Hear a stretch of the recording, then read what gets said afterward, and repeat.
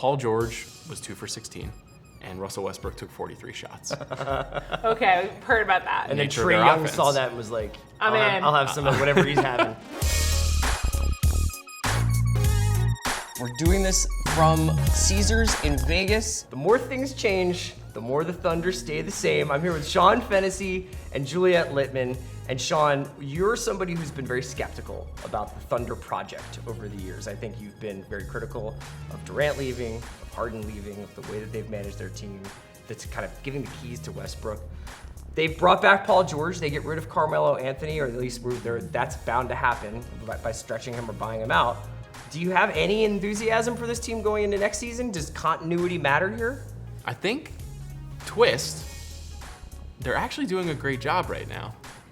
Wow. Now, there is one major problem with their plan, which is that it is still completely constructed around Russell Westbrook, which is not good. And they can't win with Russell Westbrook. But every other move that they've made, stretching out Carmelo, re-signing Paul George, incredible act. Steven Adams being locked up long term. I actually like the shape of their team. Their defense looks tenacious right now. Yeah, they have front court depth with Nerlens Noel, who's basically playing for his NBA career, so you'd assume that he would probably do what Billy Donovan tells him to do. Fingers crossed. And now that they have Paul George under this 3-year deal, it takes a lot of the mystery of this team away, right? Because that was Sure. last year, it was all these question marks, like what's gonna happen, Paul George, Lakers, is he even gonna give it is he just saving himself for next year? Yeah, you can just move forward with what you have. Like, this is what they've committed to. This is the team they're rolling out. And the only questions are, how will Russ and Paul George play together for the long term? I know you don't like Russ, but I do think if you're going to choose two like Team USA caliber players to play together, one of them being Russell Westbrook, Paul George is almost the most perfect player for him. Almost as good as Kevin Durant and James Harden. Yes, almost as good, but they're gone. Let's move forward. Let's live in the present and look ahead.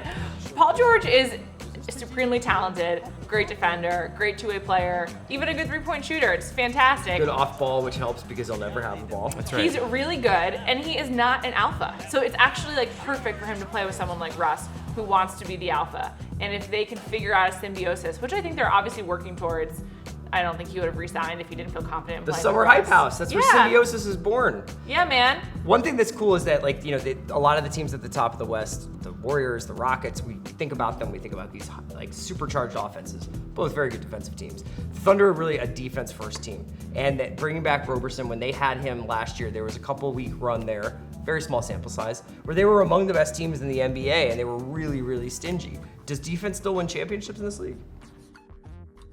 No, I think we see the way that the Warriors Yeah. changed basketball and the way that the Rockets very nearly made the finals last year. That I don't think that that's necessarily the construction of a championship level team. I just think the biggest problem is all happened in Game 6 of their first round series. Paul George, who is now going to be making $32 million a year, was 2 for 16. And Russell Westbrook took 43 shots.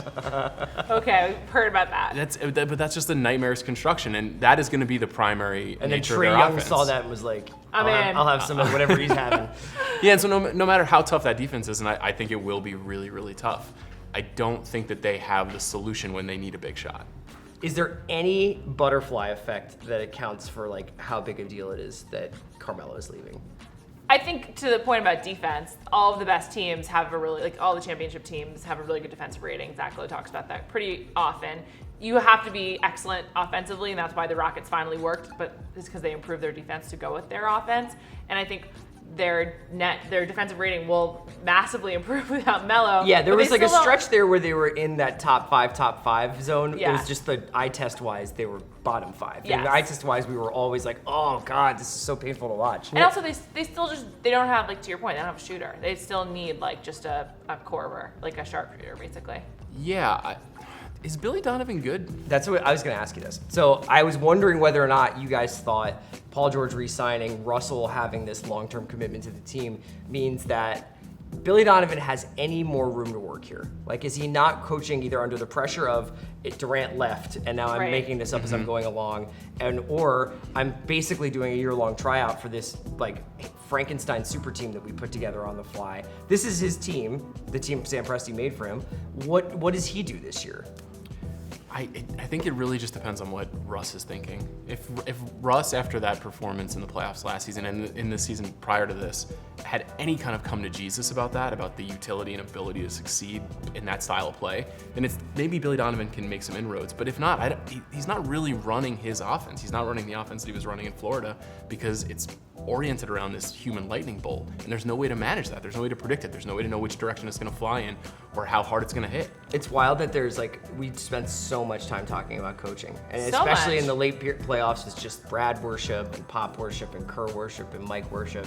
And then when it comes to Billy, we're just that guy probably just holds a clipboard. I think everyone you just mentioned gets too much credit. They all have amazing players that they work with. So I think there's that. But I think the Thunder are ultimately like a Rorschach test for how you like basketball. You either see an amazing player who is propulsive and sells sneakers and that's what keeps the NBA popular, or you see Sean C is a really frustrating, talented, chaotic ball of energy that won't allow a system to be implemented. Well, you like narratives. I mean, what's the next chapter for Russ, right? I mean, no, we had Russ being the sidekick to Durant, then holding Durant back, then being the one-man show, then sort of ruining this assembled super team that he had. Is there I'm now comfortable, I'm gonna level out a little bit, Russ, or do you just think that takes away what he's good at? This is the ultimate troll comment, but I honestly think the next stage of his career is just injury. I think, he's Cool, dude. He's nearing 30. He plays at a breakneck pace at all times with no care for his body, which of course it makes him iconic, makes him exciting. The way that he thrashes into the lane, the way that he shoots at will, no matter who is defending him and how. He doesn't play defense, so that's nice.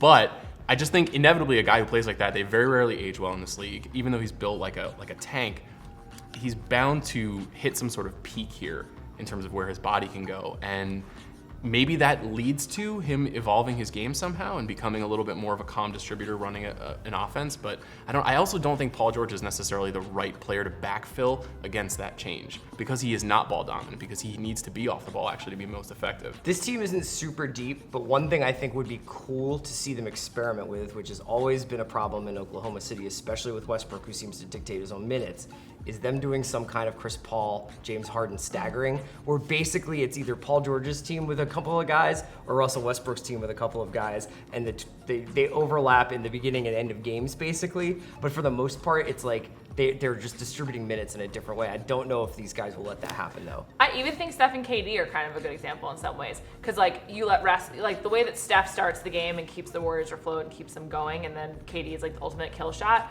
Russ is so frustrating at the end of games. I love Russ and I don't want him taking the last three. But it's been 2 or 3 years since we've seen Paul George take over a playoff game on his right, own. but if Kevin Durant, he's much better than Paul George, who is still very good. But if KD could figure out that role of being the kill shot like he was in 2017, maybe that's a model for Paul George and how they move forward.